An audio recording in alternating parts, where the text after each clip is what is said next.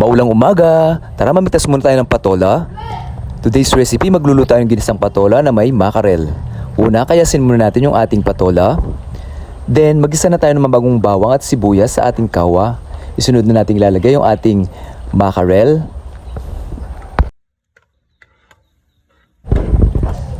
Hati-hati lang natin yung ating mackerel. Ngayon, ilagay na natin yung ating nahiwang patola. Haluin muna natin ng konti at saute. Then season natin ng salt to taste and crushed black pepper to taste. Saute lang natin at haluin para i-absorb ng ating patola yung lalagay nating pampalasa. Then ilagay na natin yung ating small amount of water. May sinangag tayo na may garlic. Ayan, luto na po yung ating ginisang patola na may mackerel. Thank you for watching. Manganta na po.